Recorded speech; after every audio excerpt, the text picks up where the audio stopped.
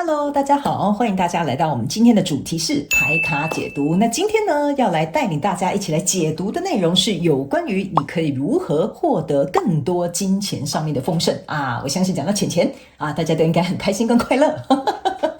我们也希望呢，大家的钱都可以多多益善。OK 哈，那今天呢，我们在解牌的过程当中呢，会先来跟大家分析一下有关于你目前的这个财务状况，还有呢，你有哪些习惯呢，造成了哪些财务的状况 ？OK， 以及当然大家想要期待一下啊，那我未来的财务状况走向到底是怎么样呢？我们都会在今天的主题是牌卡解读来跟大家揭露，好吧 ？OK 哈，好，那我们一样呢，按照老规矩啊，我们的主题是牌卡解读，没有任何的什么选项题型小物哈，来到我的频道，我希望可以带领大家，并且引导大家一起来运用自己的直觉，跟宇宙还有天使这些高频的能量进行一个连结 ，OK？ 所以我们只会提供数字1、2、3，让大家来进行一个选择。那也请大家在听取这个主题式牌卡解读的过程当中呢，截取适合你自己的讯息就可以了。那么我们在一开始会用颂钵来进行能量场上面的调频，也能够协助大家让心静下来，然后去倾听自己内心的声音，想要跟哪一个数字进行一个结合，好吗？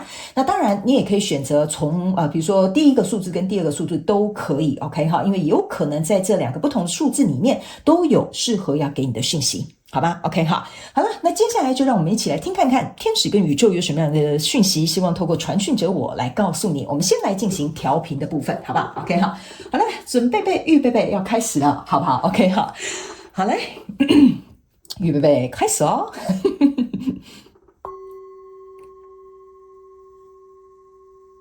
现在我要邀请你闭上你的双眼，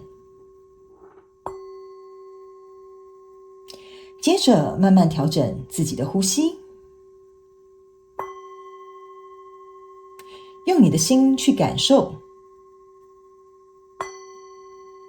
选项数字1、2、3，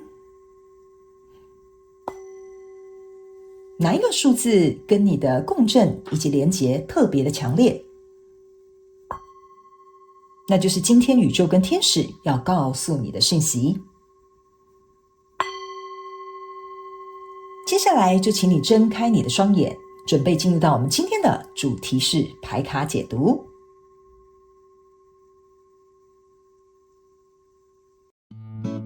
在进入今天的牌卡解读之前，我们有一个全球生日派对的活动预告要来跟大家进行分享咯。1年1度的全球生日派对即将要在台湾台北8月22号星期五晚上8点准，在 YouTube 平台进行直播抽奖活动。那参加办法非常简单，要有请所有的观众朋友们，第一，首先来订阅我的电子报；第二，请你写一张明信片或生日卡片，把你心中想要告诉我的话或想要跟我分享的事情写在卡片上，寄到我的邮政信箱，就可以在我们直播抽奖的当天呢，有机会获得我准备好的小礼物。因为我们想要感谢所有一直以来支持我们的观众朋友们，那我们特别举办了这个年度盛事。那当然我们也会有一个收件截止日是在8月20号的晚上8点，其他详细的活动参加办法都在我们影片下方的资讯栏有做说明哦。那接下来我们话不多说，就回到影片当中，一起来欣赏我们今天精彩的影片咯。Hello， 欢迎选到选项数字1的朋友们来到我们今天的主题是牌卡解读啦。那我们今天的主题是牌卡解读呢，是要来跟大家分享你可以怎么样获得更多金钱上面的丰盛。然后呢，我们会来分析一下有关于你目前现在的财务状况，以及呢你有哪些习惯造成了哪些财务状况，好不好？还有未来你的财务状况会有往哪个方向去走呢？好，我们今天一样来偷偷看一下，好不好？我还特别为大家选了这一副金光闪闪的牌哈。要来特别符合我们今天的主题，好吧 ？OK， 好。那我们在影片下方资讯栏呢有详细的影片使用说明。那呢，我刚刚也有提到，你可以选择比如说2个数字也可以，反正截取适合你的讯息就可以了，好吗？那如果你是新来到我的频道的朋友呢，我必须要告诉你 ，OK 哈，我不是一个按照牌阵跟牌意哈，就是说我没有固定什么牌阵，什么按照这个牌的意思去做一个解牌。我本身呢是一个传讯者，所以我会按照这个宇宙跟天使给予我的能量场上上面的指引跟讯息，翻译成你能够理解的这个口说的方式，让你能够了解哈，就有点像是一个传递者跟翻译官的意思啦。OK 哈。好，那我们就准备进入到你今天的这个牌卡解读，好不好？那稍微等我一下哈，因为我接受到的这个排序哈是这样子，所以我可能要稍微调整一下。OK， 好，那呢请稍等我一下哦，我顺便把这个第二副牌卡也抽出来。OK 哈，好。那呢，这副呢，你目前看到的这个金色的牌卡呢，也就是你目前的财务状况分析 ，OK， 这个有可能是你之前的财务状况，也有可能是你现在的财务状况，好吧 ？OK 哈，好，然后呢，现在我在抽的这一副牌卡呢，1、2、3、4、5、6、7、8，对，有8张哈。来，现在呢，我抽到的这副牌卡呢，透明的这个哈，是你在这个财务上面有什么样的习惯，而导致于可能有什么样的财务状况会发生。那最后，我现在目前抽的这个就是你未来的这个财务走向，就是这一副蓝色的牌卡。OK 哈，好，那请稍等我一下哦，哈。OK， 行，好，这个我先盖起来哈，不然怕大家看到紧张哈。OK， 好，不要紧张，好不好？我们讲到钱要感觉到开心跟快乐，好不好 ？OK， 好，我再抽最后一张，好吗 ？OK， 好，总共有3张。OK， 好，请稍等我一下哦。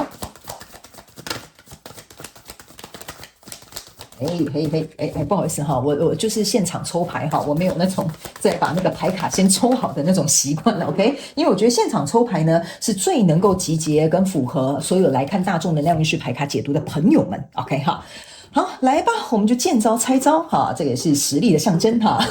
开玩笑的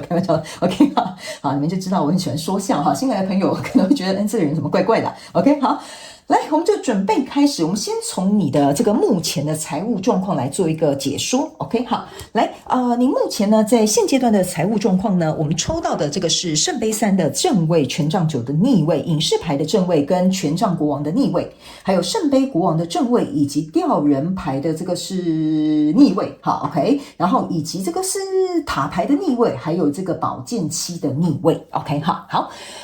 我觉得先借由你的第一组牌卡哈，对不起卡住了哈。第一组的牌卡来看呢，我个人会感觉呢，这个能量场上面呈现就是选择选项1的朋友哈，你的花钱比较有点像是。不能说大手大脚，但是有点像是我开心快乐就好哈，就是说，比如说，我看到这个包我想买，或者是我想要吃这个下午茶我就订哈，类似像这样。所以呢，你在花钱的这个状况当中，是以你开心快乐为主，还有买到这个享受或这个服务为主。OK， 所以在这个金钱的花费的这个过程当中呢，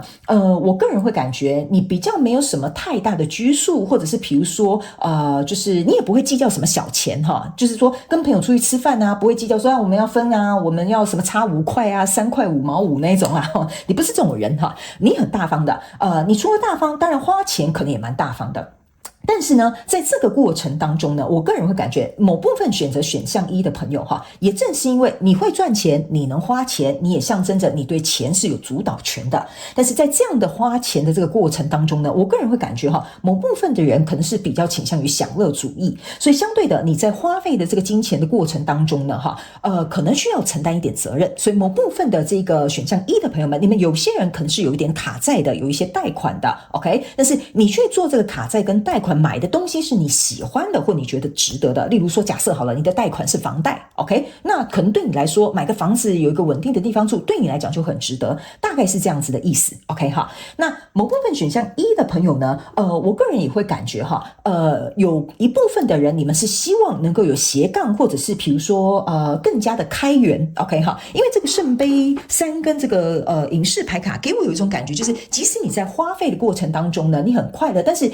你也知道说，我好像应该要去做一些开源的这个部分 OK 哈。那某部分的选项1的朋友们是你在花费的过程当中呢，即使比如说好，可能这个月花光了，贷款也缴完了，卡债也花完了哈，你对于自己下个月，我不知道为什么这能量场蛮有趣的哈，就是说你对自己下个月或对自己赚钱的能力还是蛮有信心的，所以你也不会有什么担心害怕啦，或者是比如说怎么讲，就是说好像我不知道我下一餐在哪里，没有到那么夸张 OK 哈。所以我个人会感觉你是懂得享乐的，你也是有能力赚的，你也是很敢花的。那现在我不知道是不是因为你生涯上面的转换，或者是你有没有什么其他的考量，我个人感觉某部分的人是的确在开始朝向另外一个开源的方向。那来到这边后面这一组呢，是一个圣杯国王，还有这个吊人牌卡跟塔牌，还有宝剑七。我个人会感觉呢，某部分的这个选项一的朋友们，你最近呢，要么就是有人可能我这样讲好了，可能或许会有一些怎么讲？我觉得如果假设因为这个圣杯国王给我几个讯息假设你现在正在找贷款，就比如说像我讲的，你想买个房子、买个车子 ，OK 你会找到愿意给你很好贷款条件的，比如说人或者是机运 ，OK， 这是第一个。第二个呢，是我个人会感觉某部分的人你会收到一笔有关于长辈给你的钱，比如说遗产啊，比如说可能是比如说你要买房，爸爸妈妈资助你头期款啊，或者是比如说有一些人。你们甚至会有一些比如说这个加薪的状况，或者是拿到额外的 bonus 的机会会出现 OK， 那中这个小乐透的机会也有但是呢我觉得这算是少数啦小众的这个选项一的朋友OK， but anyway， 就是有一笔资金应该是选项一的朋友们会是别人给你的，或者是从其他的地方去怎么讲得到的 OK 那我会觉得这笔钱来应该说这笔钱来有一点像是给一个某部分的选项一的朋友们开始去意识到一件事情，就是说这笔钱呢，我觉得你应该是会有规划的去做一个怎么讲花费了，就是说前面你自己赚的钱你都随便花无所谓但是这一笔钱进来，我觉得对于有收到这笔钱的选项一的朋友们呢你会有点像是说怎么讲会开始比较容易去思考说这笔钱到底该怎么做会比较好 OK， 因为你会觉得这是一笔额外的花费，所以你在想我可能不能用原本的这个状况，所以某部分的人我个人会感觉这笔钱你应该是会存起来，或者是做一些投资，或者是绑一些定存，甚至是比如说放在一个可能你不能轻易去拿到或解约或者是花掉的方式去处理它 OK， 这个是给如果你有收到这笔钱的选项一的朋友们 OK， 那其他的朋友们如果没有那么幸运爸爸没有给我们钱花没关系，我们靠自己努力那来到这里呢我个人会感觉你应该是会拨一条款项，那某部分的人这一条款项可能是你正在存这个紧急预备金 OK， 就是说你开始意识到这个紧急预备金的重要性，所以你可能会把这笔钱也是一样跟我们拿到钱的那群朋友们可能另外做一个规划，或者是就是存起来放在一个看不见的地方 OK， 这也是另外一部分某部分这个选项一的朋友们可能会遇到的这个状况 OK， 那还有另外一部分的这个选项一的朋友们呢你的状况比较有一点像是说我要怎么讲啊，就是说我要怎么说呢等我一下因为你们这边很多人我希望每一派的这个选项一的朋友们都可以照顾到 OK， 我觉得第三组的选项一的朋友们我觉得你好像改变了你花钱的心态，就是你渐渐有在思考，就是你刚刚有想要开源嘛，那现在开始有点像是在思考说，就是有些东西我是很爱啦但是我不能就是如果我爱我就买或者是我就花钱大手大脚，就是没有什么规划，你开始有意识到这一点，这是第三组的朋友们，你开始意识到说其实我手上开始有点闲钱，或者是其实我很会赚钱，那我是不是应该为未来做一点规划？所以第三派的选项的朋友们呢，我个人会感觉你是心里已经开始有想要改变你花钱的习惯，或者是调整你财务的规划。因为呢这个塔牌的逆位跟这个宝剑七的逆位，我个人会感觉选项一的朋友们，你们已经开始在未雨绸缪或者是说呢不想再让钱好像白白的流走或者是花到不知道去哪里，然后可能月底变成一个月光族也不一定 OK， 因为可能是觉得下个月反正钱就再进来了。然后呢这个吊人牌卡的这个逆位呢，也会给我有一种感觉，就是说呢你自己可能仔细看了一下你的财务状况之后，你会发现说呢你必须要针对这样子的花钱的这个或者是这个财务状况，稍微要停下来去做一个思索，这大概是我目前看到选项一的朋友们会遇到的一些状态。我们接下来来看一下你有哪些这个财务上面的习惯，然后造成哪些财务上面的这个状况，好吧 OK 首先呢，你抽到的这边是圣杯七的正位、圣杯九的正位、恋人牌的正位，还有这个力量牌卡的正位。这边呢是塔牌的正位、钱币九的逆位，还有女祭司的逆位，还有这个死亡牌卡的逆位。OK， 好，我个人会感觉这一套这个透明的牌卡这边呢，我觉得我提几个就是选项一的朋友们，你可能有一些习惯造成什么状况，你自己稍微去笔记一下，看你自己要不要做调整。再加上你刚刚后面的这个能量场给我有一种感受，就是你正在做一个规划，所以或许你可以参考看看。但我先讲一下，我这边不提供任何投资建议或财务上面的这些任何的这些准则 ，OK 哈，因为我本身不是什么财务规划大师哈，我本身也在学习，所以请你为此做起你自己该负起的责任。我只是给你一个建议，好不好哈？但是你要为你自己的人生跟财务规划负起所有的这些我觉得你该去行动的，然后该去规划的，该去负责的，好吗 ？OK， 这个我们就先说清楚，好吧 ？OK 哈，好来，首先呢，这个圣杯七呢，给我有一种感觉哈。就是因为你注意看哈，这个圣杯三加上这个圣杯七对照起来，它其实是圣杯十。意思就是说呢，我为什么会说过去在第一组的这个能量场上，也不是第一组啦，就是前面这一组哈的这个，就是第一组的这边的能量场哈，就是说为什么你会觉得开心，我快乐，我觉得花的值得就好。因为呢，这个圣杯七加圣杯三呢，其实象征的是圣杯十。OK， 所以呢，我觉得某部分的这个选项一的朋友们哈，你会觉得说，哎呀，我就花这么一点小钱嘛，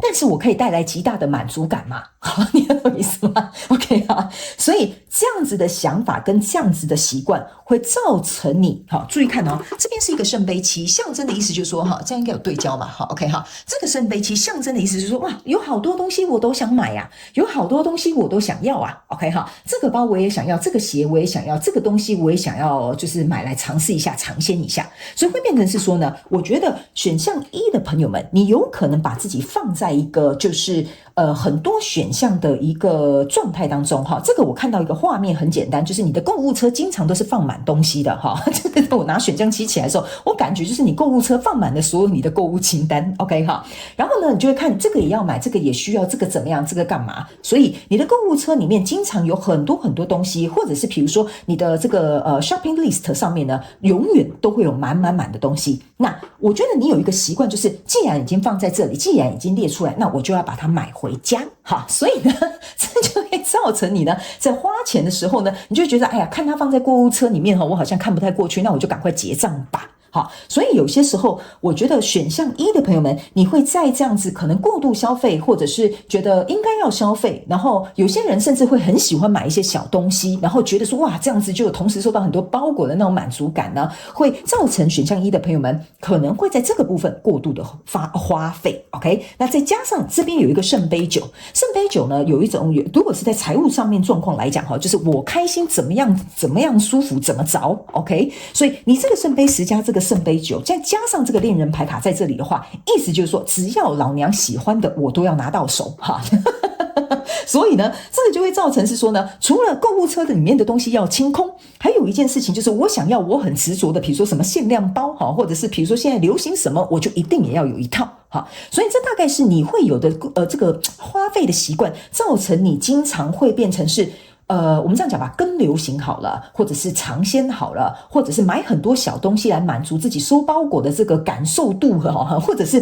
像是在这里哦，这边有一个力量牌卡哈，力量牌卡在讲金钱的时候，有一点像是说呢，就是你的财力是可以很雄厚的，但是财力雄厚的同时呢，它有没有办法流出这个财，这个是另外一件事情 OK， 所以我才会说选项一的朋友你可能很能赚，但你有可能全部花光光，或者是花掉好大一半 OK， 那这一张力量牌卡在这边也会分成另外一批人马，就是选项一的朋友们，你可能是那种要中高质量的，要花大钱买的，比如说我们这样讲好了，这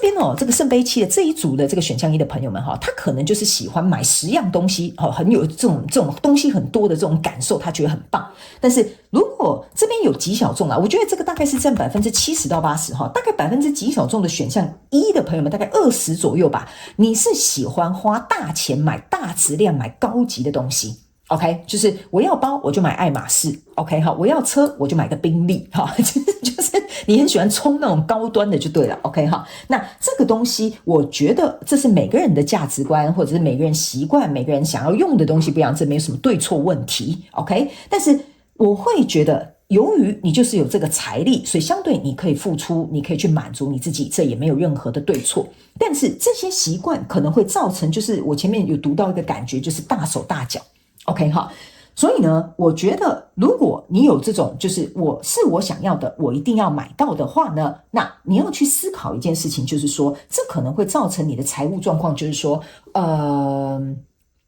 怎么讲啊？就是我会感觉哈，这个能量有一点像是说，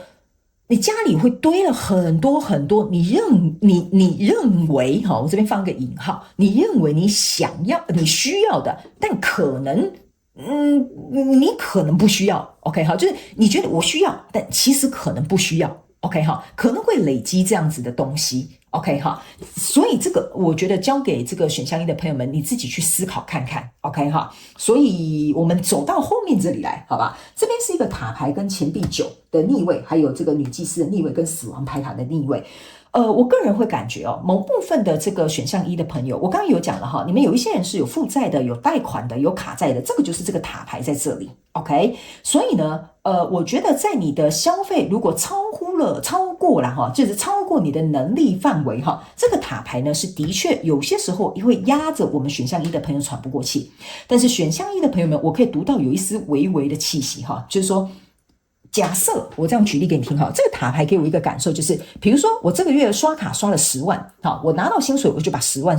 就是付掉了 ，OK， 所以你就会觉得我好像没有负债，我没有花太多的钱 ，OK， 这会造成你自己有一个错觉，就是觉得我没有负债啊，我也都有缴清啊，然后你看我也有能力赚钱啊，所以造成你会觉得我对于财务上面的压力没有那么的大。但其实我觉得这个塔牌就是有点像是，我觉得某部分选项1的朋友们应该是会在最近会去遭遇到一个财务上面的一个打击。好，打击你不用紧张，我还没讲完哈。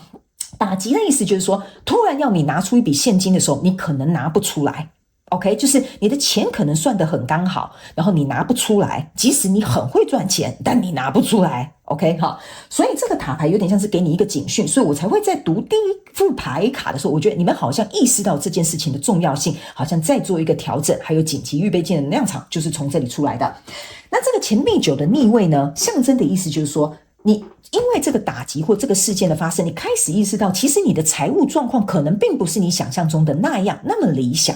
所以呢，这个女祭司的逆位呢，也象征的意思是说，有一些状况它会开始慢慢的浮现出来了。OK， 所以我觉得没有未雨绸缪或没有准备一个我们这样子一个缓冲的这个防火墙哈，这个习惯会造成选项1的朋友们在遇到这样的事件的时候，你可能会有点措手不及，因为在最后这一张牌卡是死亡牌卡。OK， 你不要担心，它是逆位了，意思是说这件事情难不倒你，也整不死你，也压不垮你，但是老天爷会给你一个警讯。OK 好，所以我觉得这个警讯是好的，对我们选项1的朋友们来讲是好的，所以这大概会是你的花钱的习惯而造成你有哪些财务状况可能会发生。OK 好，那我们接下来来看一下你未来的这个财务走向，好吧 ？OK 好，我跟大家讲哈，我在解牌的时候，我不会跟你讲说你什么时候赚大钱啊，然后怎么样等等之类的，赚大钱大概是各凭本事。但是呢，我们要去看一下财务状况目前的这些状态是如何。我觉得我们从我们自己去调整，你们每个人都可以赚大钱。但是你搞不清楚你有哪些习惯，或者是有哪些状况会发生的话，我告诉你，赚再多钱，就像这个力量牌卡一样，你就是全盘托出，然后有事情发生的时候，你依然没有办法应付。OK， 所以我在解牌的时候，我希望可以带出你的财务状况，可能你需要去了解的一些资讯，我觉得这样会对你比较有帮助。OK， 那你如果在我这边没有听到你赚大钱，你觉得不高兴的话，没关系。你可以不需要收看这个影片，好不好？因为我可以感觉得到，这边有极极小众的选项1的朋友们，你的心里有一种感受，就是觉得说，可是我就是很会赚钱，那我为什么不能花钱 ？OK， 因为那是你的钱，其实我没有任何的决定权，你想怎么花都可以。可是我要告诉你的是，这边可能会有一个事件，会让你真正的好像当头棒喝一下，好，你就会知道了。OK， 好不好 ？OK 好，那我们接下来呢？来看一下你未来的财务走向，好不好 ？OK 哈，好来，首先第一个，这个呢叫做什么 The Union of Hearts，OK 哈，来这张牌卡其实跟这个恋人牌卡也很像，好不好？这张牌卡呢其实是要告诉这个选项一的朋友们哈，就是你未来的财务走向是指你不用太担心，虽然这边可能会发生一些事件提醒你，你的财务规划、财务的状况可能要稍微有点调整，或者是你要想的，比如说长远一点点 ，OK， 或未雨绸缪一些，但是这张牌卡其实是要告诉选项一的朋友们，你不会因此牺牲你所爱的生活方式或花费方式，只是说你把这个比例稍微拉得比较怎么讲呢？就是重新规划那个比例而已啦，你懂我意思吗？就是说你想买包你还是可以买包，你想买鞋你还是可以买鞋，你想出去唱卡拉 OK 你就去唱卡拉 OK， 好不好 ？OK 好。那这一张牌卡的意思是说，我们不是要请你去牺牲你现在的生活品质而换来一个什么保险，不是这个意思的。这个意思是要告诉你，你未来的财务走向还是会依然像这样子非常的稳固，可是我们会建议你把这个比例稍微调整一下，因为调整之后你反而呢非常好哦，你的财务走向会走向一个你更加开心快乐花钱没有负担的这个方向。这就是这一张牌卡要告诉我们选项一的朋友们，好吗 ？OK 好，那这一张牌卡呢是actions speak loudly，OK 好，不好意思，这草书我有时候看不太懂。这一张牌卡的意思就是说呢，你的行动呢会更加的大声哈，不好意思，我有时候不知道要怎么翻译，但是我可以理解 ，OK 哈。这张牌卡呢其实要告诉这个选项一的朋友，就是说。你呢？其实自己怎么样花费，你怎么样去甚至我会觉得某部分选项一的朋友们你们其实是会稍微瞄一下账单的人，就是说我每个月可能还是会对一下账，我每个月可能还是会粗估算一下这个是选项一某部分的人是会做到这件事情的。但这张牌卡呢，其实他要提醒选项一的朋友的意思就是说，为什么你的行动会比你的怎么讲？会比怎么讲？比说话来得更大声的意思就是说，有啦，我有在做财务规划啦，哎呀，你们不用担心啦比如说你的父母亲问你说，你到底有没有在存钱你花成这样子，那有没有在未来做规划他们要我提醒你的一件事情就是说，你在花费的这个行动跟行为还有习惯呢，其实跟你说的可能有一点不太一样 ，OK？ 所以他们要我提醒你的一件事情就是说，如果假设你想要达到这样子，就是说我还是可以享受我自己的生活，甚至财务状况越来越好，然后呢，我也有着这个风险管理之后呢，他们要我告诉你一件事情，你一定要能够实质的去做到这件事情才行。OK， 意思就是说，你必须要行动上面去做到真正的财务规划。第一，你花钱花的心安；第二件事，财务状况会变得非常的健康；还有第三件事情呢，我个人会感觉某部分的这个选项一的朋友们我会觉得你是很有投资运的。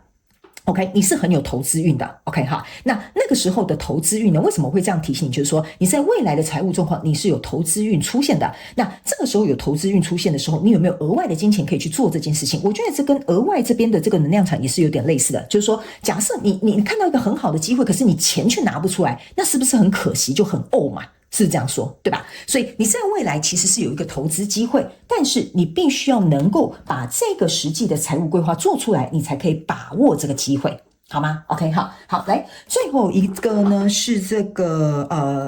be supportive，要怎么解释呢？就是给予支持，应该是这样子讲。OK， 好，来，那这张牌卡呢，其实是要告诉这个选项一的朋友们如果财务健康这件事情对你来讲是你很在乎的，那你必须要付出你的努力。什么叫做 be supportive 呢？这个就有点像是说，既然你有这个梦想，你有这个财务状况，你想要财务自由，好吧？那你总要讲出来，我要财务自由，我要怎么做？我要怎么投资？我要怎么分配？我要怎么样去，比如说更加的开源，或者是什么样等等其他之类的计划。他们要我提醒你，你如果想要你的财务走向能够越来越有钱然后达到你理想的财务目标的话，你必须要把所有在旁边应该要做到的事情，第一个先做到，第二件事情你必须要言行一致去达成这个目标，第三件事情呢是要告诉你，其实呢如果这件事情你真的很在乎的话，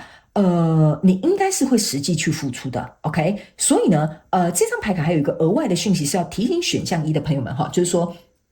你不用太担心 ，OK 你的财务呢？为什么我会说就是你这边有一些人是会会收到钱的，你懂我意思吗？就是说你这个人本身财运不差 ，OK？ 有时候可能有难的时候，刚好就会有人来临门一脚帮你一把 ，OK？ 所以这个状况其实他们要我提醒你，你要把握这样的财运。你的财务状况才会慢慢走得越来越好。意思就是说，假设你有一个有钱的老爸，好，每次没钱的时候你都可以跟他拿 ，OK？ 那这个当然很好啊，我们也可能很羡慕啊，哈，所以呢，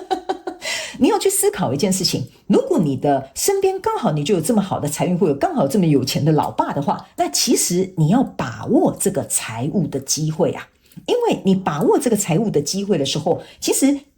从你原本自己的这个财务状况，再继续把握这个机会，还有这个投资的这个投资运啊，其实你整体的财运状况会走向一个更好，然后更有发展性，甚至更加长远，甚至我觉得某部分的人，你的这个复利会变得很强大。所以这个意思是要告诉你，你要把握你可能身边原有的资源，然后呢，还有你要把握这些调整规划跟这个投资的这个运气啊。我觉得这张牌卡是要告诉你，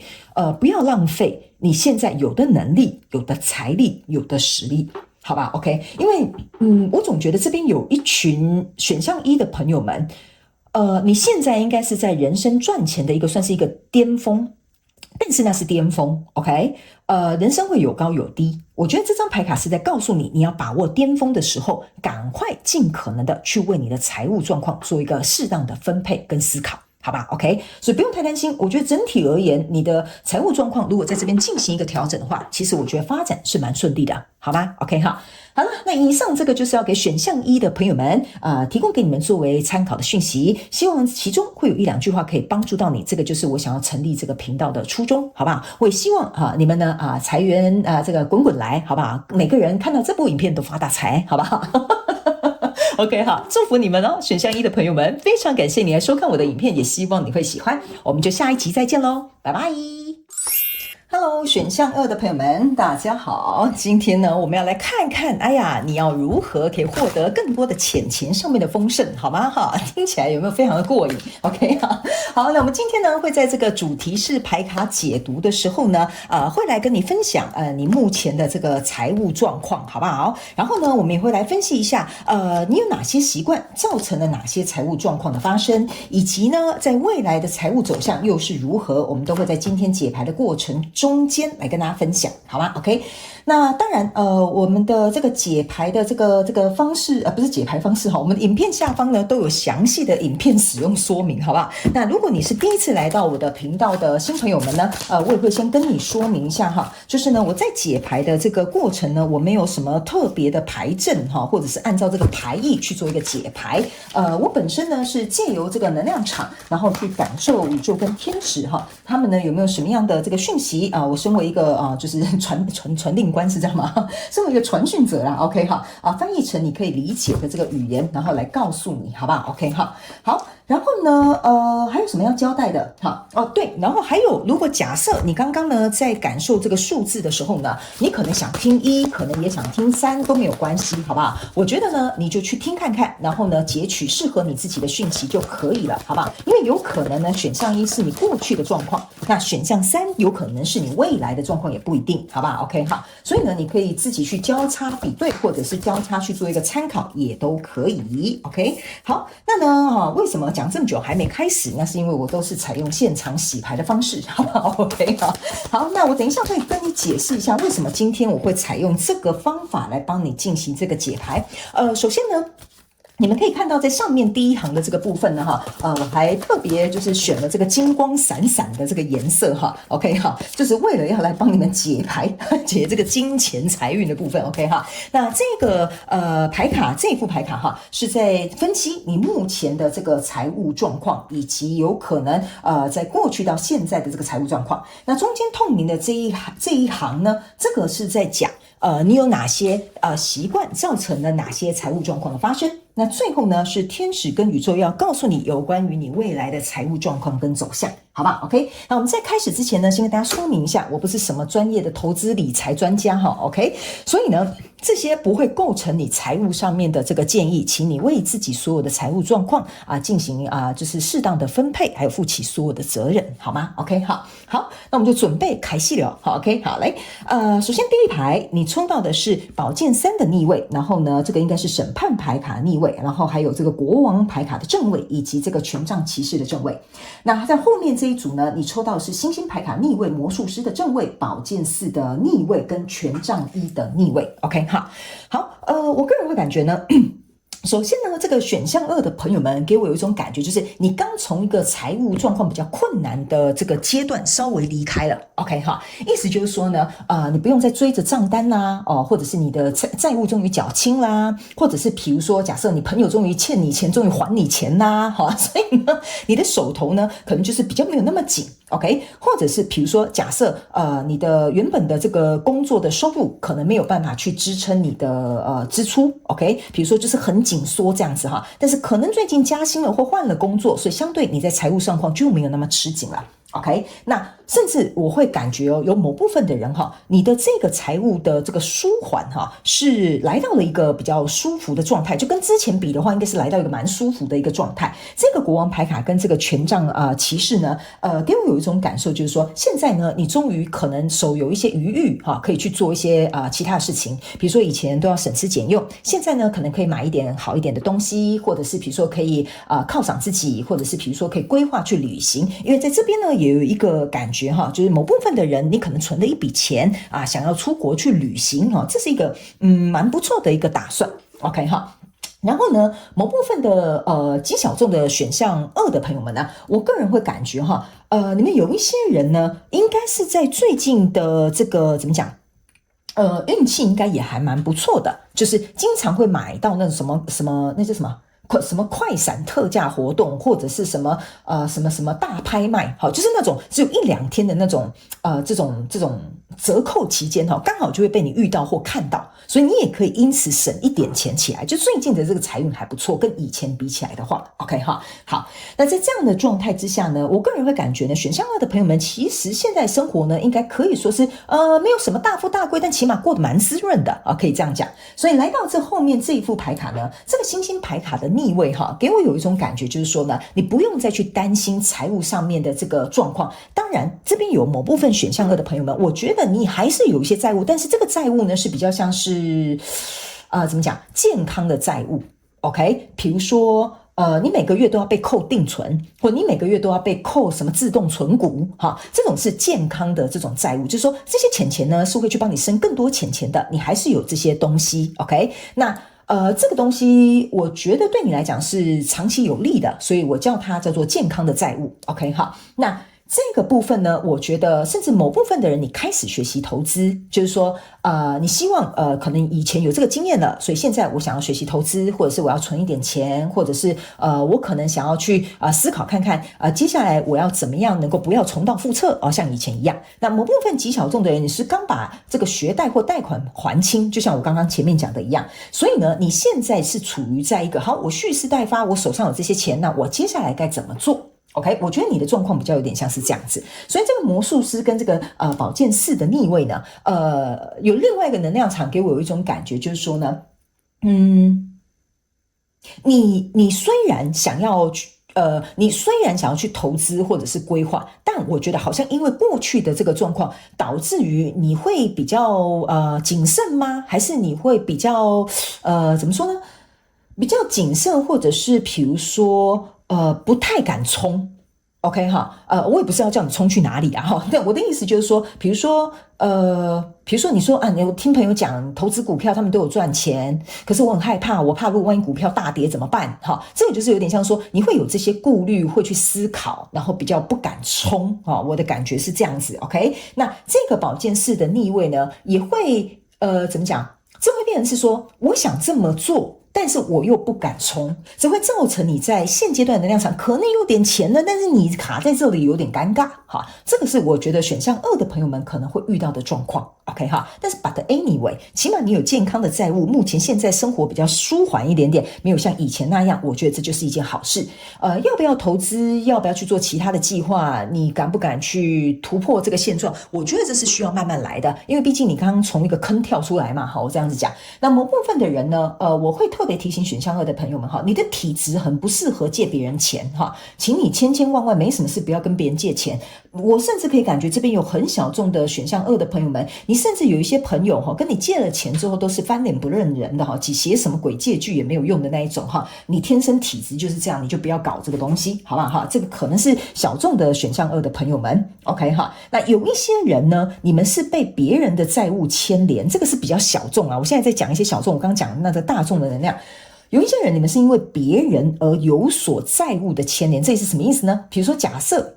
你之前跟别人一起合开公司，那你是这个负责人之一，所以相对的哈，如果这个公司倒了，这个公司赔钱了，可能是比如说你的合伙人投资不利，或你的合伙人搞了什么飞机哈，然后你就跟着一起栽下去 ，OK？ 所以你也有可能是在过去是在负一些不是你造成的麻烦 ，OK？But anyway， 不要太担心，如果你现在还在这个能量场当中呢，之后你会很顺利走到这个能量场，所以我才会说，这个我现在要讲的这个现状比较有点像是你现在的状况跟你过去走到现在的这个情势，好吧 ？OK 哈，所以如果你现在还是有负债的朋友们，你还在还债的朋友们，不要太担心 ，OK？ 好，那接下来我们就要来说明有关于这个中间这一行，也就是你有哪些财务就是花费上面的习惯啊或模式啊，造成哪些状况发生哈。首先我们先来看一下。你在这里呢，抽到的这个是钱币2的逆位、宝剑9的逆位、跟魔术师的逆位，还有这个是什么 ？Justice 的逆位。那在后面这边呢是愚人牌卡的逆位、宝剑8的正位，然后呢这个是钱币国王的逆位，以及这个是什么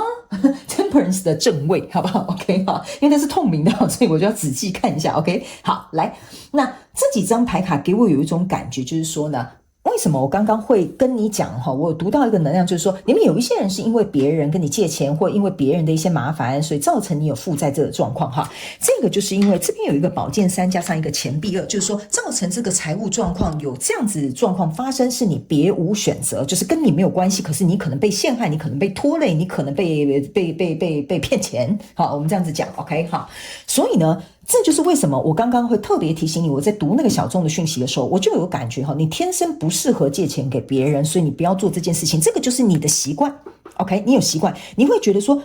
我觉得选项2的朋友们，你是很怎么讲？你是很善良的，没什么太大的这种心机的哈，所以你可能觉得说啊，就是朋友有难嘛，借个3-5千啊，或3-5千呢，我们就算了，就当捐款哈。但他可能跟你借个什么3-5万啊、30万、50万啊哈，这种哈，我觉得你就要考虑一下下，好不好 ？OK 哈，好，那所以这个东西呢，我觉得你不要这张牌卡的意思就是说哈，这个对不起，这是钱币2逆位，钱币2逆位的意思就是说，你不要搞自己陷入一个两难，就是说。我要借呢，还是不借呢？不借他我好像没人情啊，借他我又没有钱。你借他你就没有钱，你借他干嘛？哦，你懂我意思吗？所以这个钱币就是要告诉你，你不要在这种就是没有必要挣扎的状况之下去挣扎。你的这个想要帮助别人是一个好心，我可以理解，你很有爱心，你有同理心。But 如果你会这样犹豫，那就代表不是一个借钱的好时机。你要有能力借钱给别人，就是这个钱丢出去我也无所谓那种，那个时候你就可以借钱给别人，好吧？这个就是你的习惯。OK， 好，这是某部分的这个选项2的朋友们要特别注意的。OK， 好，那这边呢有一个宝剑9。OK， 好，宝剑9的逆位的意思就是说呢，特别是放在财务状况，要告诉这个选项2的朋友们的意思就是说呢。你现在呢，已经好不容易来到了一个比较不需要为金钱烦恼的一个过程。即使你现在的生活的确可能没有变成百万富翁，没有变成亿万富翁，对，没有关系。但是你现在是处于在一个不太需要太担心的。那这个魔术师的逆位的意思是说，不要太担心。相对的意思就是说，怎么讲？我刚有讲这个魔术师是指说你想要开始运用这些东西去做一些投资，让这个钱有更好钱滚钱的一个方案嘛。那这边其实是有一个魔术师的逆位的，逆位的意思就是说呢，有一些人你们可能在过去穷怕了，或者是因为被骗过了，所以你现在对于财务这个东西就抓的这个很紧。OK， 那魔术师的意思就是说呢，如果假设你刚好财务的状况舒缓，这边有2个讯息。第一个，你就会开始，因为你没有经历过有钱的这个阶段，或者是有规划的这个阶段，所以你突然有钱，你不知道该怎么办，这是某部分选项2的朋友们你可能要去经历的东东西，而就是一个是东西吗？是一个过程。OK 哈，那这个宝剑9，因为不需要担心了，我现在有钱了，可是我反而不知道该怎么办了，我不知道怎样子做才对我的金钱来讲是有帮助的。所以这边呢，其实是要告诉选项2的朋友们，其实你有点缺乏这个，不是说你有点缺乏，应该是说我们已经有钱了，我们应该要去补足这种。就是怎么讲财商哈，我觉得这几张牌卡比较有点像是说，选项2的朋友们，你要有这个财商的这个基本知识，或者是要去学习有关于财务管理的这个部分 ，OK？ 因为某部分的人你在以前可能没有这些学习，或者是比较对这个比较不敏感哈，或者是你觉得这又没有关系，反正有钱就存，没钱就花哈，没钱就花好像不是那样哈，没钱就存，有钱就花，我好像讲反了 ，OK 哈，所以呢，我觉得在财务的这个财商的部分呢，是你以前可能没有很重视，但是现在可能需要去做一个加强的地方。所以你过去的这个可能不重视的这个习惯呢，造成你可能有这样子的状况。还有一件事情就是我觉得某部分的这个选项2的朋友们里面有一些人，这应该是极小众的讯息。我不知道为什么我一直被这个能量拉回来。这个能量有一点像说，你们有一些人一定是之前有被诈骗的。OK， 好，那诈骗这3张牌卡给你另外一个额外的讯息的意思就是说，你为了要赚更多钱，反而损失了你的钱。OK， 所以这个就是你对于某一些财务诈骗的这种警觉度没有那么高。OK， 所以这个东西是你要去学习的，你没有学习这些东西，所以造成了你财务有这样子的损失的状况，这就是我要表达的意思，好吧 ？OK， 所以这边呢，可能是选项2的朋友们，你要去能够去补足的地方，好吧 ？OK， 那来到这边呢，这个是什么？愚人牌卡的逆位，宝剑8的正位，跟钱币国王的逆位，还有这个 Temperance 的正位。我个人会感觉某部分的这个选项2的朋友们这个钱币国王的逆位的意思就是说你即使有钱，但你可能不觉得你有钱。然后这个宝剑8就像我刚刚讲的，你困在这个地方，就是我不觉得我还够有钱可以投资，我不觉得我还够有钱可以怎么样。所以呢，我觉得因为你过去的经历，或者是这个习惯或者是行为，导致于你有钱的时候你也不敢花 ，OK？ 没钱的时候你可能也不知道要怎么办 ，OK？ 所以呢，你可能要去思考一件事情，就是说，没钱有没钱的做法，有钱有有钱的过法，所以我会建议你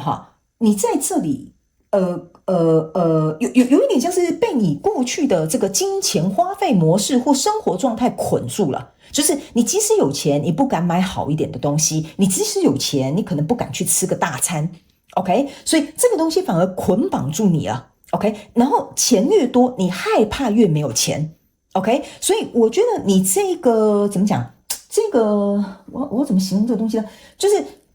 你这个害怕的这个状态，会造成你即使有钱，你也不会富有。你懂我的意思吗？就是说，你会死守了这个东西，然后这个匮乏的心态也没有改变。那可能比如说假设有什么投资机会，你也之前被骗，你就真的是吓得要死，然后你就会完全是那种就是会踩很紧的这种状态所以会变成是说，在未来即使你的财务状况转好了，你可能也要去思考一件事，如果你可以把这个财商补起来然后或者是学习一些什么正规的正派的投资那你在这边其实你的钱可以变得更好，就是我的意思是说，你的财务状况要变更好了，但是因为你自己的这个习惯反而局限了你自己的这个机会。OK， 好，所以这个 Temperance 有一点像是说，你要在这个中间的过程当中呢，有点像是说，我给你看这张牌这张牌卡就是这2个圣杯正在这样融合来融合去，意思就是说，你这个匮乏没钱的心态，跟你现在有钱的这个状态，它有一个过渡期。OK， 但是如果假设你还是用过去没有钱的心态跟思维，还有这种财商去处理现在有钱的状况的话，你依然以后不会很有钱。我觉得我这样讲你应该可以理解吧，就是说这个匮乏的心态要放掉，因为这个新的这个叫做什么愚人牌卡的逆位它是愚人牌卡的逆位，就代表说你还没有准备好要重新开始，就是说啊，我现在终于有钱了，可是我还是怕的要死，万一我跟以前一样怎么办？所以你还活在过去的那个模式，你还没有进入到新的模式里面，所以这样的习惯会造成你即使以后你有发迹的这个机会，或者是你有很好的投资，或者是比如说你可能财务状况更好，你可能都会深陷在过去的那种财务匮乏的思维里面，所以这个部分呢，这个习惯你要稍微调整跟改变一下。好吧 ，OK 哈，不要我也不能这样讲，说什么你一朝被蛇咬，10年怕草绳哈，不是这样讲的，因为我们都有穷过嘛。但是我的意思是说呢，你可能要在这个中间有一个怎么讲，有一个取舍。OK， 或者是比如说现在你有钱了，那你要不要存一笔钱？那这笔钱是可以保命的，或者是比如说你的紧急预备金的，或者是能够支撑你花费的。那剩下的那些部分，你就可以去做一些可能你要尝试看看的投资。因为你这个权杖一逆位的意思就是说，你去想哈，你的权杖一逆位，然后你的愚人牌卡逆位，你的钱币国王逆位，象征的意思是说我没有，我不敢乱花钱哈，我才不要这样子哈。就是你很慌张或很紧张，你懂我意思吗？那这我觉得，那你就没有从过去学到这个课题，你反而搞得自己心慌慌哈。我觉得这样有点可惜，因为连这边的这个魔术师都是逆位了。OK， 所以呢，我觉得这个可能你要稍微调整一下，好吧？我就讲到这里就好了，不然这样好像绕口令一样。OK， 好，来，接下来呢，我们来看一下你未来的这个财务走向，好不好？好，来，首先我们先看第一张牌卡 ，OK 哈，这张牌卡呢，就是告诉你哦，练习同理心，这个就是我刚刚要跟你讲的，就是说你要理解你自己过去有这样子就是很惨淡或发生这些惨案的这个状况发生，你要给自己一点同理心 OK， 意思就是说这个状况可能不是你惹来的，你当初想赚钱被诈骗也不是你愿意的 OK， 或者是过去就是刚开始嘛，可能出社会，或者是你刚开始在转换跑道，或者是比如说你就是一开始的时候收入没有那么高，你要能够理解每个人都会度过这一段时期的，所以你必须要对你自己有同理心OK， 好，所以如果你对自己没有同理心的话，有一天你有钱的时候呢，你还是会对自己很苛刻，你就不懂得享受生活，你就不懂得这些钱要怎么运用，你就不懂得怎么跟这些钱当好朋友 OK， 所以这张牌卡是要告诉你，你的钱财是会走向一个还不错的一个趋势，这是正要开始爬上去的时候，但是如果你没有这个对自己的同理心，你注意看到这边有一个叫做新的看法跟新的立场，意思就是说，我跟你讲为什么这3张牌卡我没有翻起来，就是要告诉你一件事情。我刚刚在这边读的时候，我就是有一种感觉，就是你没有准备好要新的开始。那你没有用新的眼光跟角度去看待你目前的财务状况的话，我告诉你哦，你们有听过一句话吗？有一种人穷是他心很穷。他身上就算有一个几百亿，他还是觉得不够，还是觉得穷。这很可怕的，你懂我意思吗？意思就是说，这个钱再多都没有办法弥补他这个穷的心态。所以这张牌卡就是要告诉你，每个人都有穷的时候，我们都有过得很惨的时候。那过去的事情就是过去了，但是你现在要转换一个心态。如果你想要变成一个有钱人，你希望达到财富自由，你希望不要为钱烦恼的话，那你得换一个脑袋。换一个脑袋之外，老天爷现在给你机会，让你的财务走向变得更加的健康，变得能够更加的有发展性的时候，你却还是用相同的方法去处理你的金钱。那你要去想一件事情哦。你用相同方法去处理你的金钱的话，那你的金钱永远就是会长得跟以前一样 OK 好，所以呢这个部分我觉得就留给你自己去思考一下好不好？但是呢这张牌卡是要告诉你，如果你愿意用不同的角度对自己有更多的同理心的话，其实你的财务状况是会有一个更好的发展，因为这边是有曙光进来的OK， 意思就是说你看这个曙光进来象征的就是这个财运要慢慢打开了OK， 要慢慢打开了你打开之后你自己把它关起来，那是要干嘛？我们不是要打开吗？要宏图大展嘛，对不对？财源滚滚来，是不是这样说？对吧 ？OK 哈，好，来，接下来呢，第二张牌卡我们来看一下哈，这个叫做 Be willing to express the love， 好，就是说要能够愿意去表达爱。OK， 来，这张牌卡我直接讲给你听这个我觉得这个宇宙跟天使就是在告诉你一件事情我们要把钱送到你手上。你看这个人是捧着贝壳，贝壳象征的就是钱，这个钱下面还有一个小小的人，叫做你的钱开始要生钱了。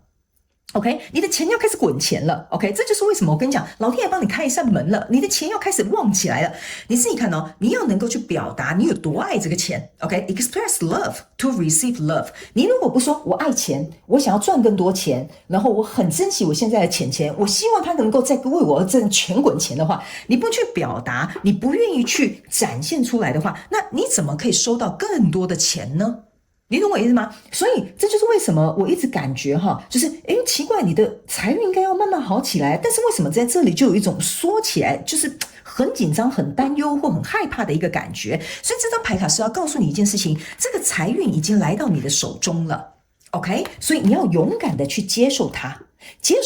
告诉你自己，我是爱钱的，我喜欢钱的。OK， 麻烦钱越多越好。OK 谁不爱钱？我们大家都诚实一点点。但是如果你的感觉是我好害怕钱哦，我好紧张没有钱哦，好，我跟你讲哦，钱它就真的会走了。你懂我意思吗？因为你在许的一个愿望就是我不要有钱，因为我太害怕有钱靠近我了。我跟你讲你的钱真的会走的选项2的朋友你要注意这个吸引力法则千万不要用反了。OK 好，来，接下来第3张我们来看一下，好不好？这张牌卡叫做你的行动会 speak louderly。 OK 意思就是说你的行为会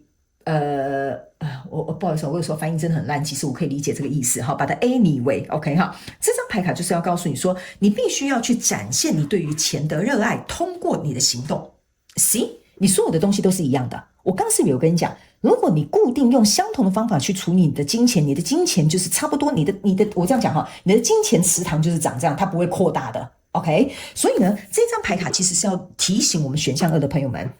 你要去思考一件事情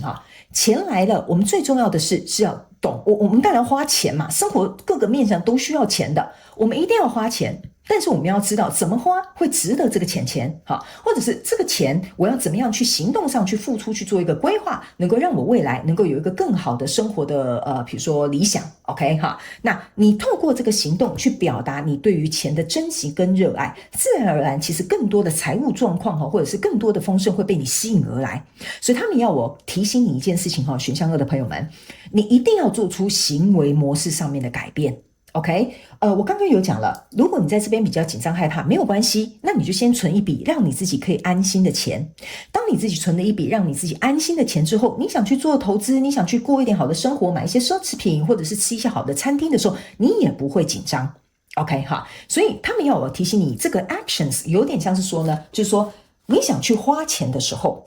等一下我想一下要怎么样翻译这个能量场给你听你想要去花钱的时候，你要展现出你很像是一个有钱人。OK， 意思就是说这个我要付这笔钱回到家之后想我不应该买这个东西或者是比如说这个现在就是没有打折我等到打折再买好了我当然也不是说所有的人都要去买原价请你不要误会我的意思，我只是举例我要表达就是像我刚刚那2个举例，就有点像说你在表现出来的这个行动跟这个行为还有这样的想法，他不是一个有钱的人。我不是说你要变成亿万富翁的那种有钱人，我的意思说有钱的人，手上有现金的人，他应该会有的对钱的表达的方式或者是行为反应。 OK， 所以呢这张牌卡是要告诉你 OK， 让你自己大大方方的去花钱，有一个预算，有一个比如说紧急预备金，你花钱你就会自然而然展现出你的自信。当你对花钱展现出自信的时候，钱自然也会朝向你他也会来给你说你看我给他花的时候他心情很好。我跟你讲吸引力法则就是这样的，很简单的，你花钱的时候心情好，你就会发现很奇怪，有一些人就是越花越多钱不知道钱从哪里来的那些人就是因为他花钱的时候他很开心，他很快乐，你懂我意思吗反而是呢那些很紧缩很害怕的人，你会发现你很奇怪的，你赚钱速度都没有他花钱的速度快。 OK 所以呢这个就是有点像说你要去表达出你的行为，要去展现出你是一个有钱的人的这个状况，好吗 OK， 那我个人会感觉这样子的话呢，你的整体的这个财务状况呢走向这个门户就是这个金钱的这个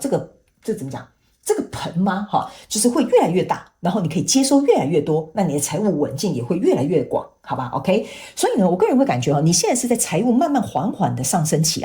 所以这个的确是有一些情绪上面的这个要跨越的这个时期，或者是要去改变的这一个这个过度的这个状态当中，我觉得这是完全可以理解的，好不好选项2的朋友们。但是不要太担心，我个人会感觉你现在正在走在一个上升期，你要好好把握这个机会，趁这个机会呢把这些该去调整的该去修正的去修正起来。接下来我个人会感觉你会很珍惜你的金钱，钱也会朝向你而来，好不好不要太紧张 OK 好，那以上呢这个大概就是要给我们选项2的朋友们有关于你这个如何可以获得更多金钱的丰盛，好不好啊？祝这个选项2的朋友们财源广进然后呢钱钱滚滚来，好不好如果未来发达了请记得回来跟我分享一下，好不好？祝福你赚很多钱数钱数到手抽筋，好吗 ？OK 好了，恭喜选项2的朋友们，非常感谢呢你来收看我的影片也希望你会喜欢，那我们就下一集再见咯，拜拜。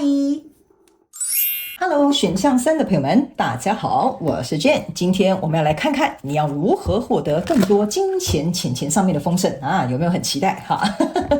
等一下呢，我们先会分别呢来分析一下你这个目前的这个财务状况，好不好？然后呢，我们就会来看看你有哪些习惯造成哪些财务状况的发生，以及呢，我们也会来分析一下呢你未来的这个财务走向 ，OK 那呢，影片下方的资讯栏有详细的影片使用说明 ，OK。然后呢，如果你是新来到我的频道的朋友们，先跟你解释一下我本人呢不是按照这个牌阵或者是牌面上的意思来做一个解读 ，OK 所以呢，我会按照这个天使跟宇宙的指引，还有这个能量场上面的这个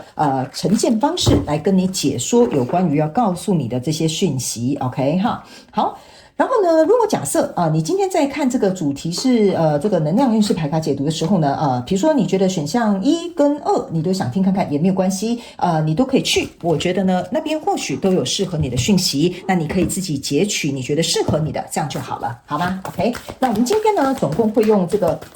3副牌卡来进行一个解说上面这个金光闪闪的牌卡就是为了大家这个财运旺旺来特别挑选的这一排呢就是等一下会先分析的这个目前的这个财务状况不好意思，你排掉了，我帮你剪一下好，还刚好3张呢4张 OK 好，这张拿掉 OK 行。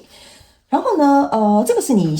应该说这个金色的这一副呢，有点像是从过去到现在的状况那每个人的能量场走的速度不一样，你可以自己稍微斟酌一下 ，OK 那中间这一排透明的牌卡呢，是有关于你有哪些财务状况，所以造成了哪些这些事件的发生我们也会来分析一下。那最后这3张呢，也就是有关于要告诉你未来的财务的这个走向。那我们在今天解牌之前呢，先跟大家说明一下我不是什么专业的什么理财投资建议专家我都不是 OK 我纯粹呢就是来分析一下你目前的能量场，所以请你呢为你自己所有的财务的分析跟规划做出全部的这个责任 OK 就意思就是说呢，你要做什么样的改变变动，你必须要自己负这个全责 OK 但是呢，我非常愿意来跟你分析一下你目前的这个状态，好吗 OK 好，那我们就准备来进入到今天的主题是牌卡解读，钱到底我该拿你怎么样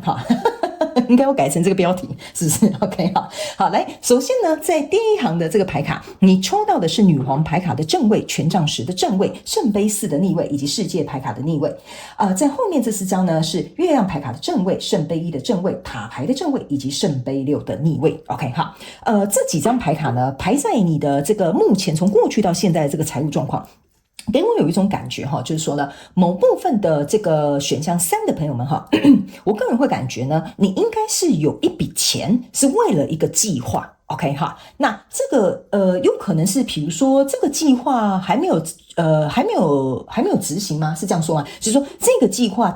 就是这笔钱它要付出去的时间还没有到OK， 而且这笔钱我觉得某部分选项3的朋友们，这是一笔蛮不小的钱例如说假设好了，我就讲一个例子，你们可能比较容易懂。比如说假设你买了一个预售屋好了，那你们自行灵活运用套用在你生活状况当中去找一些症结点，好不好 OK 好，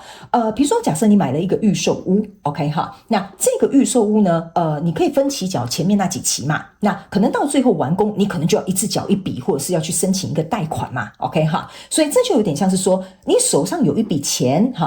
或者是你要去贷款一笔钱，但是这个钱就是时间还没有到，还没有要付出去或者是时间到了你要去申请这一笔贷款。那这笔钱为什么会说不小呢？比如说它就是房贷啦或者是你的创业基金啊，或者是比如说你要付什么的头期款啊、装潢费用啊等等之类的 OK。 所以呢这就会变成是说这笔钱对你来讲其实造成我们选项3的朋友们这笔钱你要很有就是怎么讲很有责任，是这样说吗？就是说你这笔钱要很有规划、很有责任的去怎么讲去花好，这样子 ，OK 哈，就是说，这个尾款哈，这个装潢费用啊，你必须赚起来，你必须存起来，然后呢，接着才能够付这个装潢费啊，可能给这个设计师跟这个工班，类似像这样 ，OK，所以在这样的状况当中呢。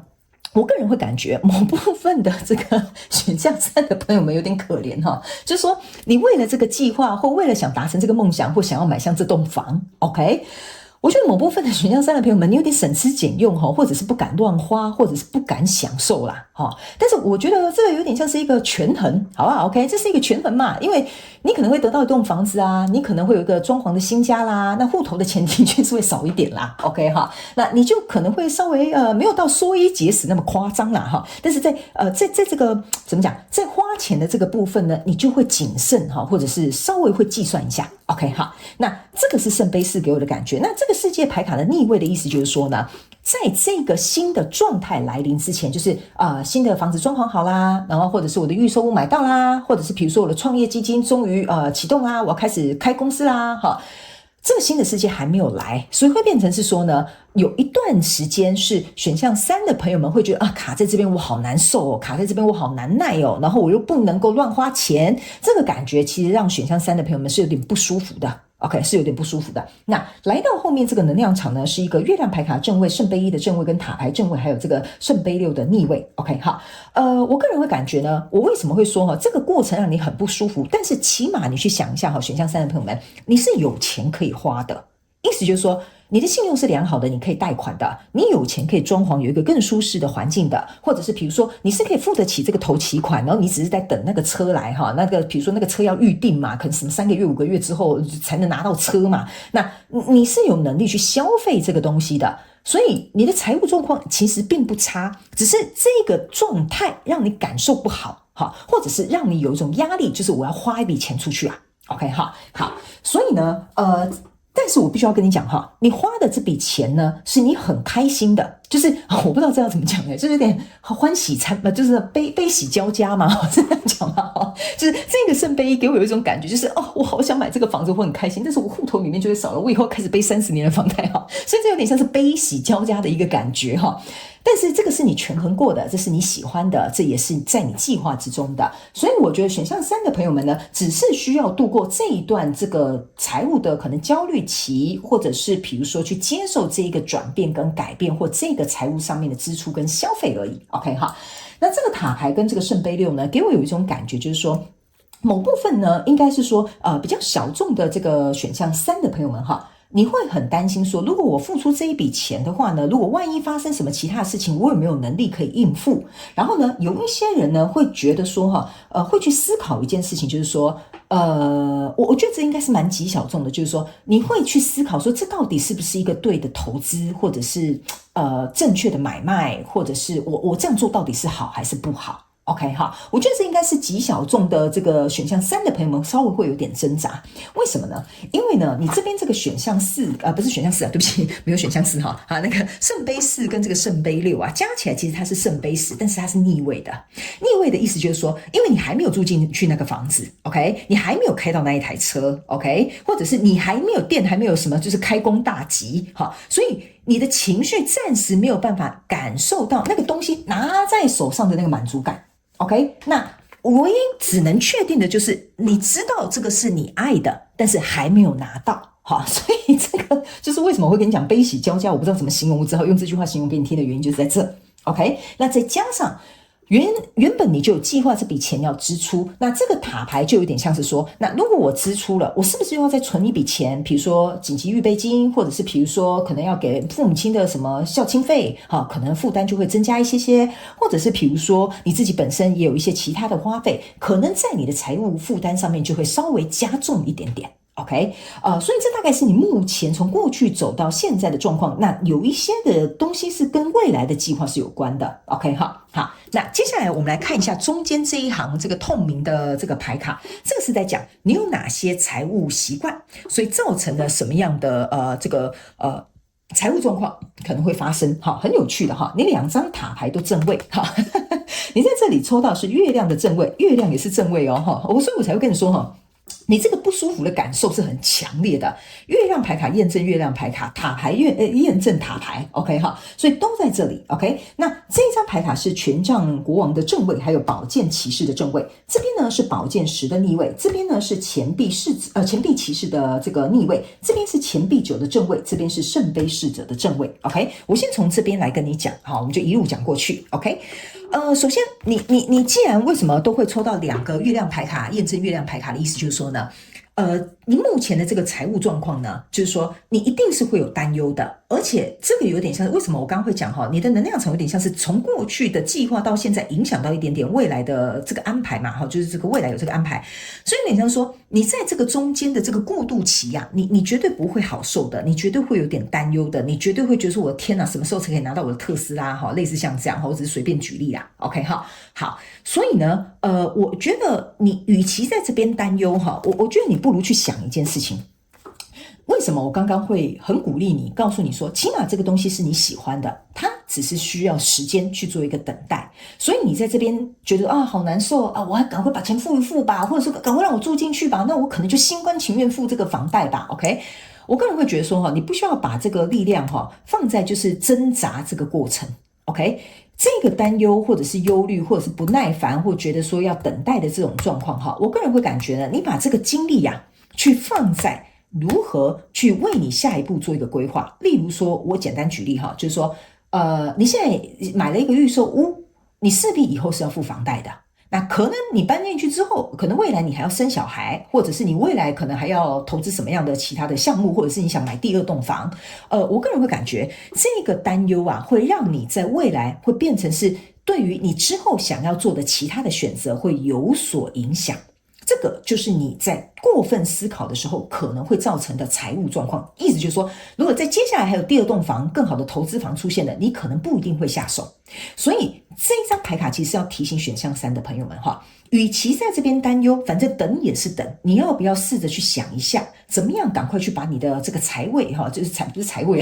财位是怎样看风水是不是？就把这个财务状况的水位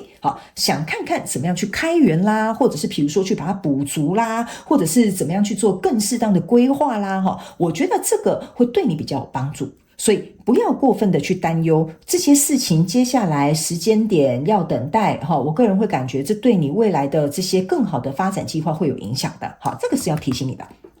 那在这边这里是有一个塔牌的，我刚刚为什么会说某部分选项3的朋友们，你这笔钱是很大的某部分的人，我个人会感觉这是在你的能力之内你可以负担得起的，OK 那个属于钱比较大的选项3的朋友们你同时有2张塔牌在同时有2张月亮象征的意思就是说你心里的压力极大 OK。 那你如果是属于那一派能力范围可以付出的你也是有压力的 OK 所以你要去想一件事情，你为什么会有财务上面的压力 OK？ 意思就是说你的这个水位不够高你的防火墙不够厚你才会有这样子的担忧 OK？ 所以你如果持续在担心这个意外会发生这个不知道会怎么样我未来错失另外一个更好的投资机会怎么办？我告诉你你干脆把这些时间就像我刚刚讲的去做其他的计划 OK 因为这2个都会严重的去影响在未来你有更好的发展的时候，你会开始顾虑比较多，可能会绑手绑脚 OK 这2个牌卡已经在重复在说相同的事情了。还有一件事情呢，我不知道为什么这边有一个很小众的讯息，某部分选项3的朋友们，我不知道我这样的说法对不对但是如果你刚好是这样，你可以在下面留言跟我分享。你们有的人呢是那个叫什么二胎贷款吗？是这个意思吗？我忘记它正确的名字要怎么说，就是说你可能本身就有一个房子了，你把这个房子拿去做一个抵押，把这个钱借出来，所以你把这个钱借出来，比如说再去买另外一栋投资房，或者是拿去投资股票，或拿去不知道可能家里需要用或什么等等之类的，这个状况造成你2张月亮牌卡跟2张塔牌给你压力上的压力，因为它本身就是第一你有房贷要缴了，第二你又借出现金要还了，所以这是压力加上另外一种压力就是怎么讲加成这样子讲对不起突然卡住了 OK 所以某些人你应该是这样子，有点像是这不算是挖东墙补西墙但是有一点像说利用这个再去借贷什么，所以相对的你的压力可能比较重 OK， 好，好，大概是这样子，这是应该是小众的讯息。好，那接下来呢，这个权杖国王跟这个宝剑骑士呢，其实我个人会有一种感觉哈，就是说，某部分选项3的朋友哈，我个人会感觉你在钱的这个怎么讲，应该说你在钱的这个赚钱能力呀，我个人会感觉哈，其实是 OK 的，没有什么太大的状况。但是你们有些人很喜欢杀进杀出，好，我觉得你们极小众有的人很喜欢玩什么当冲啊，哈，什么当天进出股市啊，哈，什么等等之类的哈。你们有一些人会喜欢这种方式，这种东西也会造成你2个月亮跟2个塔牌的这个状况出现。为什么呢？这个宝剑骑士给我一种感觉，就是某部分选项3的朋友，你喜欢赚快钱。OK 哈，那赚快钱的过程当中，它相对的会有对应的这个风险。OK， 所以呢，我觉得因为你有这样的习惯或这样的投资理财的模式，所以造成你有些时候对于钱的这个掌控感，就是这个权杖国王的这个钱的掌控感哈，很强。就是说我今天比如说玩当冲，或者是我今天杀进杀出，我就是要赚到钱，好的这种感觉哈。这个为什么会是双倍的压力呢？意思就是说，第一，我先拿我的本金去玩了，冲进去冲出来这个游戏 ，OK？ 那如果我第一损失了我的本金，冲进去冲出来又没有赚钱，这又重复去验证了这个月亮牌卡跟2张塔牌的这个状况 ，OK？ 等于是你有2个损失 ，OK？ 本金损失了，投进去的钱也损失了。OK 哈，所以如果你本身有喜欢这种杀进去杀出来的这个选项3的朋友们哈，我没有觉得这是一个不好的投资方式，因为你要怎么投资这是你家的事，你可以自己选择，对吧 ？OK， 每个人都有他适合的投资方式，但是我会建议你这个杀进杀出的这个比例哈，你们可以自己按照你过去的这个成功率去稍微做一个调整，我觉得这个可能对你的压力会减少比较多，然后你的损失也会比较少。好吧 ，OK， 我个人会感觉你敢这么做，那是因为你有能力，我觉得你是可以去做的。但是我觉得可能是比例的问题造成了你的这个压力的存在，好不好？所以这个东西可能你自己去思考一下下 ，OK？ 好，还有一个小众讯息，本来要往这边哈，他们叫我再回来一下哈，就是某部分的选项3的朋友哈，你的投资的品项哈，就是你投资的项目的比例有一点失衡。OK， 有点失衡了。这个失衡要怎么讲呢？就比如说，假设好了，就是我怎么说呢？比如说，假设你房地产你投资95%。OK， 然后股票你投资5%，哈，这种就是很失衡的，你懂我意思吗 ？OK， 哈，所以你们某部分的人是要调整这个财务的这个菜盘 ，OK， 那有另外一部分极小众的选项3的朋友们，你们很喜欢朋友跟你讲这个好那个好，你就冲进去买了。OK 哈，所以有些时候呢，你不要道听途说 ，OK 哈，我个人认为哈，你这种你自己杀进杀出，搞不好赚的比那个道听途说来的多 ，OK， 所以这个部分我觉得你自己稍微注意一下，好吧？好，来我们可以来后面的哈，来后面这边呢是宝剑10跟这个钱币骑士的逆位，钱币9的正位跟圣杯侍者的正位 ，OK 哈，我个人会感觉呢，在这里呢，给我有一种感受，就是说呢，某部分的选项3的朋友哈，我觉得你对于这个，我怎么讲呢？你对于比较长远的财务规划，不能说你不拿手，但是你比较没有顾虑那么多。OK， 意思就是说，假设你这个当冲或者是比如说什么杀进杀出哈，这样子哈，你比较在乎的是我现在赚多少钱 ，OK， 我今天赚多少钱？你看我今天这样，我赚多少钱？所以对于长远的东西，你不是没有做，但是你在乎现阶段的这个状况比较多 ，OK 哈，有的人是这样子的，所以相对来说，我觉得，怎么讲？我觉得这会造成你在看一个投资规划或长远的生活品质或财务的方向，会有一点点顾虑的没有那么周全，因为这个宝剑十的逆位哈，这个宝剑十是满地插针嘛，是不是这样讲 ？OK 哈，然后呢，这个权杖不是权杖，这个钱币骑士哈，象征的就是我要路遥知马力嘛，那我手上拿着钱，就是说。我久了，你就可以看到我财务的这个能力嘛，是不是这样说？但是当这两张，特别是在讲财务逆位的时候哈，就有点像是说，因为没有长期的这个路遥知马力的这个能力啊，导致于我自己呢，这个宝剑十插满地的这个状况哈，我看不见，所以会有点危险。OK， 就是我现在叫你拿出200万，你可能拿得出来。可能过了3个月之后，我说，再借个200万，你会说，我前一阵子输光了，有点类似像这样，你懂我意思吗？这个举例可能这样你就比较容易懂了 ，OK 哈。所以呢，这个状况就是会提醒，这个选项3的朋友们，你可以继续玩你要玩的游戏，但是后面长远一点的规划，我觉得可能比例就是稍微再往后，不是比例往后啊，就是这个东西可能再加重一些啊，你自己去做一个分配，好吧 ？OK 好。那这里呢有一个钱币9跟一个圣杯侍者，这个呢我不得不说哈，选项3的朋友们，你应该本身是很有财运的人。极其小众的选项3的朋友们哈，你甚至可能现在已经财富自由了，就是说，你不用说什么，你当一个100亿富翁 ，OK 哈，但是起码呢，我觉得你的被动收入应该是可以 cover 你的生活的。OK， 意思就是说，你起码是有点钱的人了。OK， 好，那在这样的状况当中呢，我觉得这也是为什么你敢去玩这个东西哈，或者是你敢去承受这些压力，我觉得这是很理所应当的嘛，因为你的钱是你是很聪明的在用你的钱的。那这个钱币9给我的一个感觉就是说，选项3的朋友们，你是会有钱的，然后你也会运用你的智慧去赚更多的钱。那这个圣杯侍者给我的一个感受就是说呢，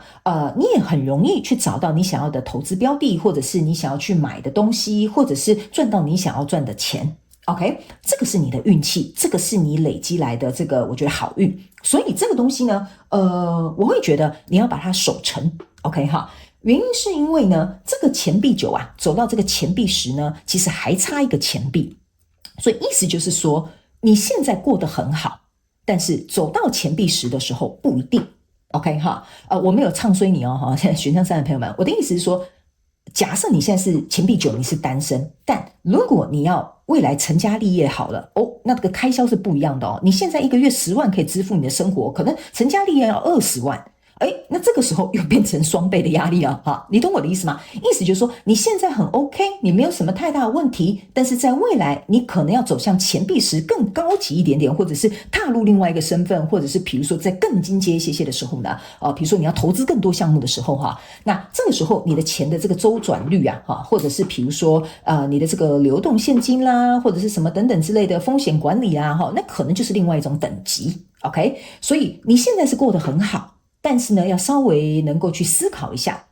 你想要过得更好的话，那下一步你要怎么去规划？好，我的感觉有点像是这样，就是说，现在我觉得看你没什么太大的问题，我觉得蛮好的 ，OK 哈。只是我觉得选项3的朋友们，你是有野心存在的，我可以嗅得到你的那个狼味哈，就是你那个狼性哈，我觉得某部分选项3的朋友们，你的狼性是我可以闻得到的哈，这也是为什么这边有2匹狼。OK 哈，我在准备要走进去这个钱币9的时候，我可以感觉到某部分选项3的朋友对于自己的财务状况是很自豪的，所以你这个狼性呢是很敢去大鸣大放的，然后去赌一把的。OK， 我觉得这很好。OK， 因为有些时候呢，有些财富就是靠野心赚来的，但是呢，你相对也要去思考你的野心有多大。那你的能力要跟上，这就是这2张牌卡要告诉你的，好不好？因为你可以变成一个，我们这样讲嘛哈，你以前是就是荒野中的一匹狼，可是现在你可能要变大野狼了哈，或者是你要变成这一群狼王里这个狼里面的狼王嘛哈，就最高的那个等级的哈，那你要为下一个阶段去铺路啦哈。这张牌有点像是这样，就是说你在未来要有更高的格局，你要改变一下。好吧 ，OK 哈，好，行，那接下来我们就来看一下未来你的财务状况，好吧 ，OK， 好，来，首先呢，这一张牌卡叫做选择爱